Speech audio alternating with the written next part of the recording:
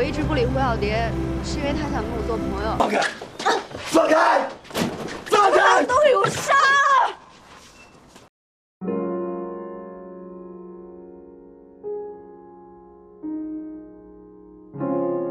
Film dibuka dengan memperlihatkan dua cewek SMA bernama Shenyan dan Xiaodi. Ketika itu mereka berdua sedang berjalan menuju kelasnya. Entah apa yang terjadi dengan mereka berdua, tetapi mereka berdua tidak seperti anak SMA yang biasanya, yaitu ceria dan semangat. Mereka berdua terlihat murung, letih, dan lesu sekali. Kemudian ketika Shenyan sedang ada di dalam kelas dan dia sedang belajar, tiba-tiba terjadi sesuatu yang mengejutkan. Semua teman-teman Shenyan berteriak histeris. Shenyan pun langsung memeriksa apa yang terjadi di luar sana. Dia melihat sahabat satu-satunya yaitu Xiaodi tewas mengenaskan setelah terjatuh dari atap sekolah. Tragisnya adalah teman-teman dari Shenyan malah tidak menolong ataupun meminta bantuan. Mereka justru malah memfotoi dan menguploadnya di sosial media. Shenyan pun mengumpulkan keberaniannya dan mendekati mayat dari Xiaodi dan menutupi mayatnya dengan jaket.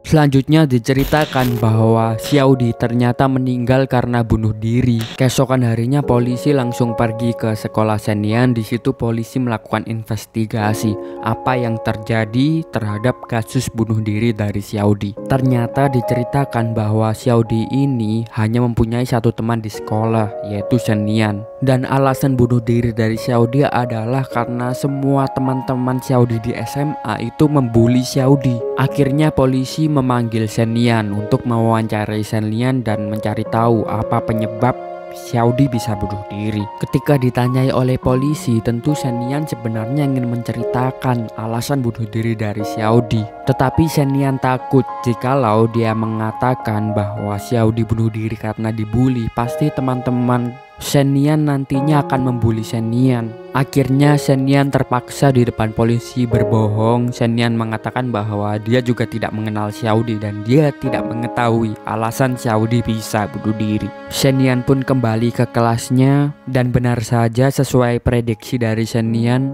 karena Xiaodi sudah bunuh diri, jadi teman-teman Shenyan tidak tahu harus membuli siapa. Akhirnya mulai hari itu teman-teman Shenyan membuli Shenyan. Awalnya Shenyan melaporkan pembuliannya kepada guru. Guru dari Shenyan pun langsung bertindak. Siapa yang melakukan pembulian ini? Dan tentu saja semua teman Shenyan tidak ada yang mengaku. Alasannya jelas, karena bukankah seorang pembuli selalu tidak sadar bahwa dia telah menyakiti hati seseorang. Dan benar saja pembulian kepada Shenyan tidak hanya berhenti pada hari itu saja. Keesokan harinya ketika Shenyan sedang makan siang, di situ Shenyan dibully lagi. Ketika pulang sekolah, Shenyan juga dibully lagi. Ternyata teman toksik dari Shenyan ini adalah 3 orang cewek yang dipimpin oleh cewek yang sangat cantik bernama Weilai. Meskipun sangat cantik, sayangnya Weilai ini orangnya tukang membuli. Dan karena kecantikan wajahnya, jadi meskipun orangnya suka bully, Weilai ini mempunyai sangat banyak sekali teman. Kemudian kita diceritakan mengenai keluarga dari Shenyan. Shenyan berasal dari keluarga yang sangat-sangat miskin, di mana dia sudah tidak mempunyai ayah, hanya mempunyai ibu saja. Dan ibu dari Shenyan ini orangnya suka berhutang dan mempunyai masalah di mana-mana. Dan di sini kita mengetahui bahwa Shenyan ini hidupnya sangat menderita karena dia di sekolah dibully oleh teman-temannya. Di rumah dia tidak mendapatkan ketenangan karena debt collector selalu hadir untuk menagih utang ibunya. Tetapi penderitaan itu semua tidak membuat Shenyan menyerah. Dia selalu percaya pada mimpinya karena Shenyan ini merupakan orang yang pintar. Jadi ketika di sekolah, Shenyan belajar sekuat tenaga karena dia percaya pasti suatu saat hidupnya akan berubah.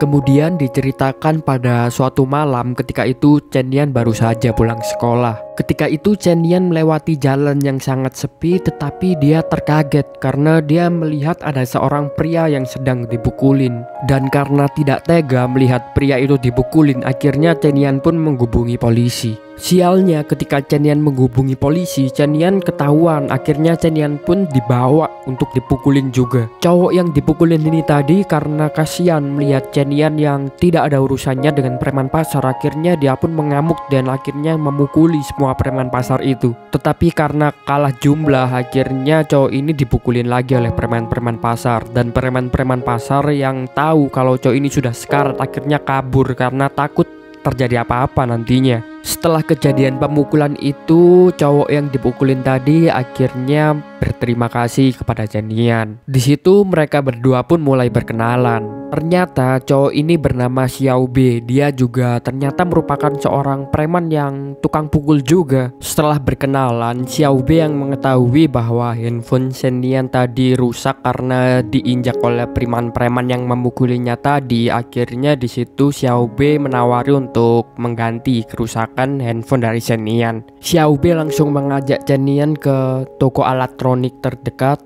dan di tempat itu HP Zenian pun diperbaiki. Ketika mereka berdua sedang menunggu perbaikan HP, tiba-tiba Xiao Bei berkata kepada Zenian, "Zenian, jika kau bisa membayarku, aku akan melindungimu dari pembuli-pembulimu." Tentu Zenian kaget dong, karena Zenian kan tidak pernah cerita kalau dia di sekolahnya dibully. Dan akhirnya Zenian pun hanya menganggap omongan Xiao Bei tadi hanyalah sebatas bercandaan, karena lagi pula Zenian juga tidak mempunyai uang untuk membayar Xiao Bei.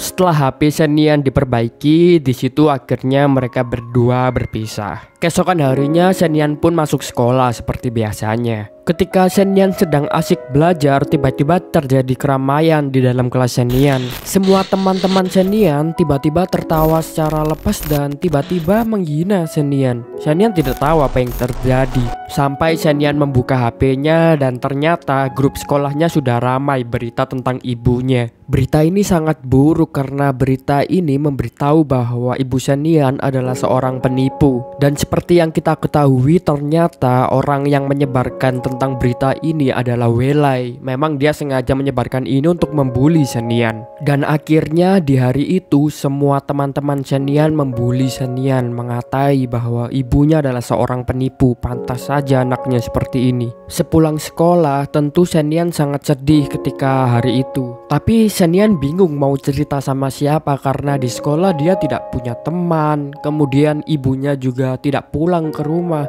Dia bingung mau bercerita dan berkeluh kesah kepada siapa. Akhirnya Zenian teringat bahwa dia menyimpan nomor seorang preman, yaitu Xiao Bei. Zenian langsung menelpon Xiao Bei dan tidak lama setelah itu Xiao Bei pun langsung menjemput Zenian menggunakan motor. Zenian pun langsung naik ke motor Xiao Bei. Xiao Bei mengatakan, "Kita akan pergi kemana nih, Zenian?" Tapi Zenian bilang terserah kemana aja. Akhirnya Xiao Bei yang bingung mau ngajak kemana. Akhirnya Xiao Bei membawa Zenian ke rumahnya. Rumah Xiao Bei ini sangat-sangat kumuh, dimana dia tinggal sendirian di rumah itu karena Xiao Bei sudah tidak mempunyai keluarga lagi. Dan di situ Xiao Bei menyuruh Zenian duduk sembari membuatkannya mie. Akhirnya di situ Xiao Bei bertanya, "Memangnya ada apa, Zenian? Kenapa kau terlihat sangat sedih sekali?" Tetapi Zenian yang memang dasarnya orang diam, dia tidak menceritakan apa yang terjadi kepada Xiao Bei. Dan Xiao Bei pun akhirnya mulai menebak-nebak, apakah kau barusan putus dengan pacarmu, Zenian, atau masalah dengan temanmu, atau ada masalah yang lain, atau jangan-jangan kau menyukaiku ya, Zenian. Zenian yang sedang sedih, dia pun membalas candaan Xiao Bei dengan serius. "Memangnya apa yang bisa disukai darimu, Xiao Bei? Wajah kayak gelandangan, tidak punya uang, rumah juga kumuh." Saat itu Xiao Bei pun mulai serius juga. Dia langsung bertanya, "Terus kenapa kau memanggilku, Zenian?" Sampai akhirnya pembicaraan semakin tidak terkendali, sampai Zenian menyebut Xiao Bei ini tidak mempunyai sopan santun. Dan karena itulah Xiao Bei pun menjadi marah dan dia langsung mencengkram tangan Zenian dan menakut-nakuti Zenian. Dan setelah itu Xiao Bei pun membiarkan Zenian pulang. Zenian pun langsung pergi untuk pulang. Memang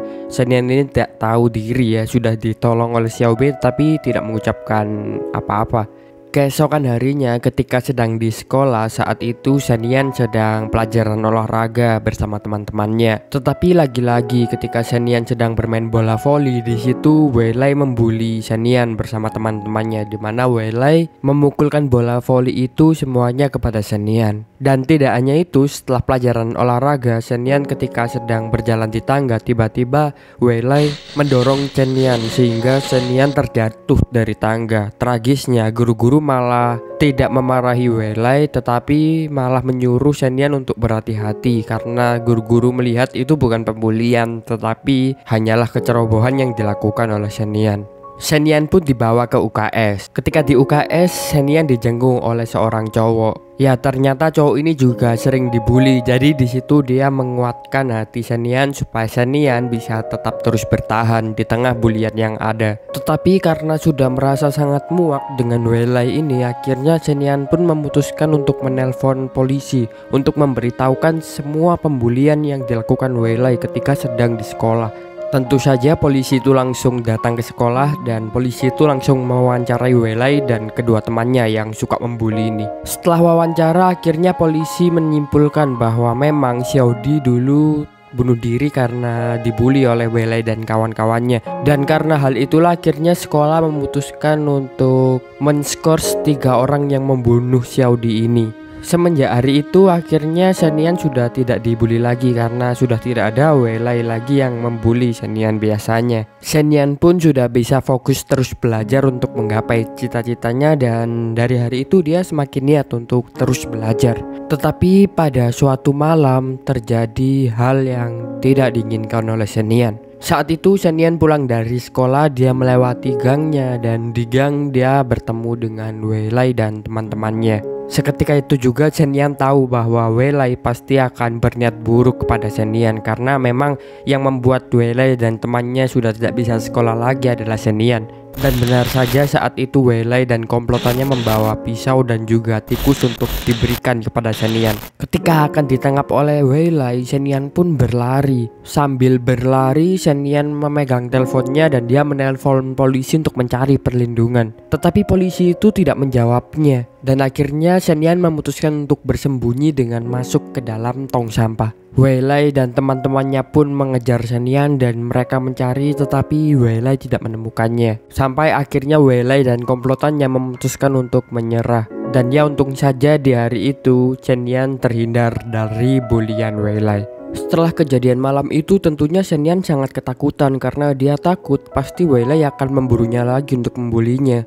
Selain itu, Shen Yan bingung mau meminta perlindungan kepada siapa. Dia juga tidak bisa berpasrah kepada kepolisian. Dan karena tidak ada pilihan lagi, akhirnya Shen Yan pun memutuskan untuk pergi ke rumah Xiao Bei. Shen Yan tahu meskipun Xiao Bei ini adalah seorang preman yang berandal, tapi Xiao Bei mempunyai hati yang baik. Dan akhirnya Shen Yan pergi ke Xiao Bei. Di situ Shen Yan bilang kalau dia ingin meminta perlindungan kepada Xiao Bei agar dia tidak dibully lagi. Shen Yan juga bilang kalau dia tidak bisa membayar Xiao Bei karena dia tidak mempunyai uang. Tapi Shen Yan berjanji ketika nanti dia sudah lulus sekolah dari kuliah dan dia mendapat pekerjaan, dia akan membayar semuanya. Tanpa berpikir panjang, Xiao Bei pun langsung menerima tawaran dari Shen Yan itu dan mulai hari itu Xiao Bei pun melindungi Shen Yan. Dan karena ibu dari Shen Yan ini sudah tidak lama pulang, akhirnya Shen Yan pun memutuskan untuk tinggal di rumah Xiao Bei saja. Dan mulai hari itu Xiao Bei pun selalu mengantar dan menjemput Shen Yan dari sekolahnya.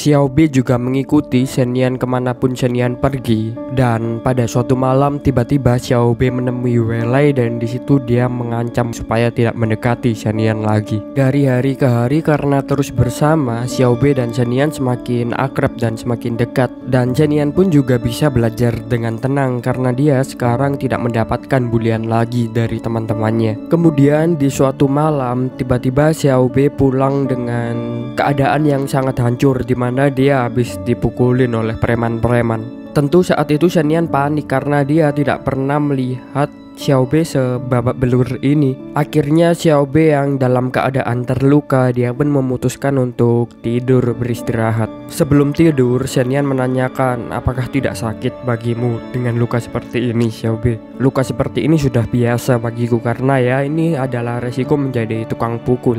Shen Yan pun lanjut bertanya, memangnya sejak kapan kau melakukan ini semua? Jawab Xiao Bei, dia melakukannya semenjak SMP. Saat itu dia ditinggalkan oleh ibunya karena ibunya nya memilih untuk pergi bersama pria lain. Dan Xiaobi yang tidak mempunyai uang, dia terpaksa harus hidup keras dengan cara menjadi tukang pukul. Dan semenjak itu dia sudah tidak pernah bertemu dengan ibunya lagi. Sebelum tidur, Xiaobi mengatakan kepada Shen-Yan bahwa Shen-Yan adalah orang pertama yang bertanya tentang perihal sakit atau tidak kepada Xiaobi, karena nyatanya tidak ada orang yang mempedulikan Xiaobi. Dan sejak hari itu akhirnya Xiaobi pun mulai memiliki perasaan kepada Shen-Yan, dan Xiaobi memiliki tujuan untuk melindungi dan membahagiakan Shen-Yan agar Shen-Yan bisa meraih semua mimpinya. Sampai di suatu malam tiba-tiba Xiaobi ditangkap oleh polisi bersama teman-temannya. Xiaobi dan teman-temannya pun dibawa ke kantor polisi. Di situ mereka dikurung selama 1 hari. Dan karena Xiaobi sedang ada di dalam kantor polisi, akhirnya Shen-Yan tidak ada yang melindungi di hari itu. Sialnya Weilai mengetahui bahwa Shen-Yan di hari itu tidak ada yang melindungi. Akhirnya Weilai bersama teman-temannya pun pergi ke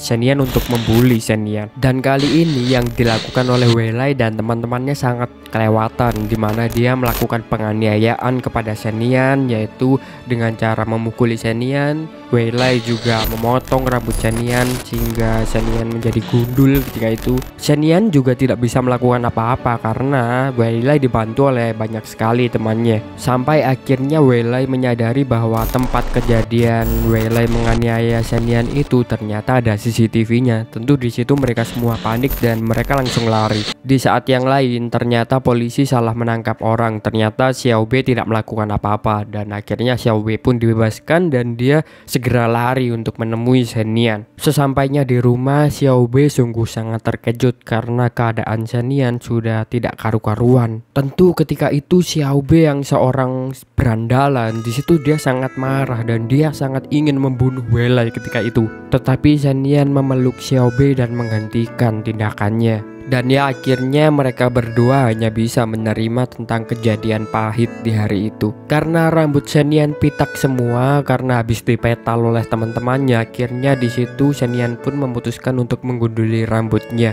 Xiaobi yang kasihan melihat Shen-Yan dengan keadaan begitu, akhirnya Xiaobi pun menemani Shen-Yan dengan menggundul rambutnya juga. Dan ya meskipun Shen-Yan mendapatkan keadaan yang sangat-sangat menyakitkan, tetapi Shen-Yan memutuskan untuk tetap berjuang. Dan memang terkadang seseorang sebegitu kejamnya membuatmu terjatuh, tetapi kehidupan selalu punya cara untuk membuat kita tetap tangguh. Dan dengan keteguhan hatinya, Shen-Yan pun keesokan harinya tetap memutuskan untuk masuk sekolah dengan keadaan yang sangat-sangat kacau, di mana wajahnya terluka, rambutnya juga sudah tidak ada. Tapi dia tidak pernah menyerah untuk menggapai semua mimpi-mimpinya dan dia tetap serius untuk belajar di sekolah. Keesokan harinya, Weilai yang ketakutan nantinya Shen-Yan akan melaporkan rekaman CCTV itu. Akhirnya Weilai pun ke Shen-Yan. Di situ Weilai meminta maaf kepada Shen-Yan dan akhirnya Shen-Yan pun memaafkan Weilai. Tetapi Shen-Yan meminta kepada Weilai agar Weilai tidak dekat-dekat lagi dengannya. Tetapi Weilai ini yang memang dasarnya orang jahat, dia pun setelah dimaafkan oleh Shen-Yan, dia merasa sangat tidak bersalah sama sekali. Weilai malah membercandai Shen-Yan. Weilai semakin menyebalkan karena dia orang kaya. Di situ dia malah menawari uang kepada Shen-Yan. Dan karena sudah muak kepada Weilai, akhirnya Shen-Yan pun mendorong Weilai ke belakang. Dan sialnya Weilai pun langsung terjatuh dan terjatuh sangat-sangat parah sehingga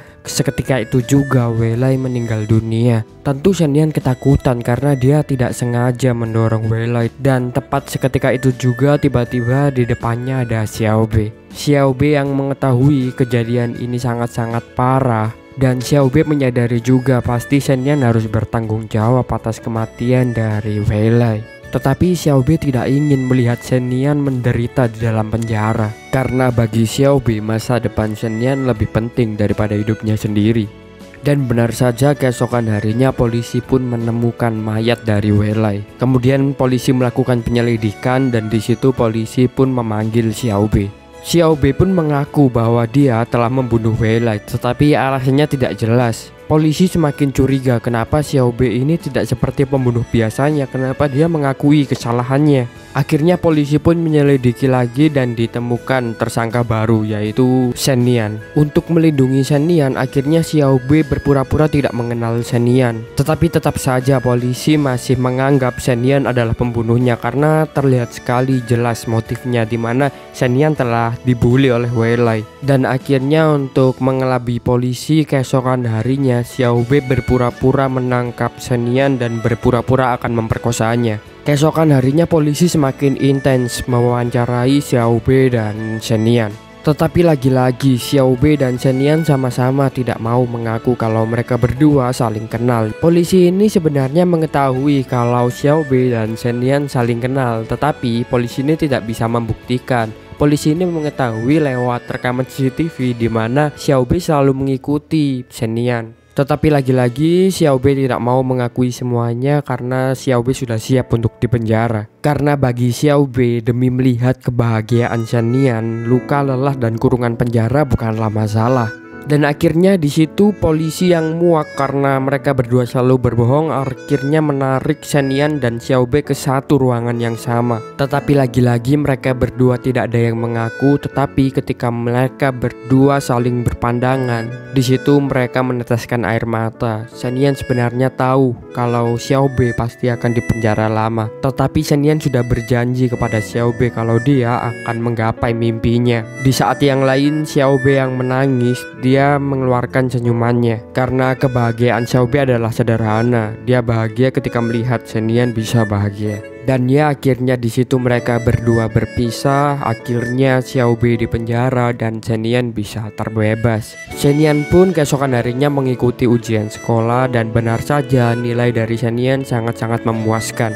Beberapa bulan kemudian, polisi mengunjungi Shen Nian. Di situ polisi mengucapkan selamat kepada Shen Nian karena berhasil lulus ujiannya. Selain itu, polisi juga mengatakan hal yang sangat mengejutkan Shen Nian. Polisi mengatakan bahwa Xiao Bei dihukum mati dan sebentar lagi Xiao Bei akan dieksekusi. Mendengar hal itu, Shen Nian pun langsung lemas. Dia tidak menyangka Xiao Bei dihukum sekeras itu. Dan akhirnya dia pun marah kepada polisi. Kenapa kau selalu mengganggu kami, polisi? Kenapa? Apakah kami salah? Apakah selama ini kami salah? Shen Nian pun menangis sangat keras dan sembari memukul-mukuli polisi karena dia sangat marah sekali. Akhirnya polisi pun memeluk Shen Nian dan di situ polisi mengatakan bahwa dia telah membohongi Shen Nian. Dia hanya ingin tahu bahwa ternyata Shen Nian mengenali Xiao Bei. Dan di situ polisi mengatakan jikalau Shen Nian mengakui semua perbuatannya, pasti mereka berdua akan dihukum beberapa tahun saja. Shen Nian yang tidak tega kalau Xiao Bei harus dihukum berpuluh-puluh tahun, akhirnya ketika itu juga Shen Nian memutuskan untuk mengakui perbuatannya. Dan ya akhirnya Shen Nian dan Xiao Bei pun divonis dengan hukuman beberapa tahun penjara.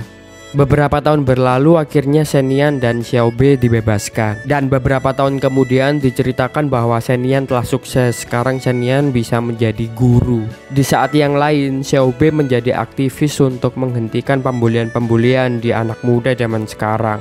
Dan ya ketika dewasa ini, Shen Nian dan Xiao Bei pun memutuskan untuk tetap bersama karena nyatanya mereka berdua saling mencintai. Dan seperti judul film ini yaitu Better Days, dimana akhirnya Xiao Bei dan Shen Nian memiliki masa depan yang lebih baik daripada masa lalunya dulu. Dan ya itulah ending dari film ini. Akhirnya Shen Nian dan Xiao Bei bisa hidup bersama. Ending yang sangat memuaskan. Dan terima kasih sudah menonton. Jangan lupa saksikan konten selanjutnya.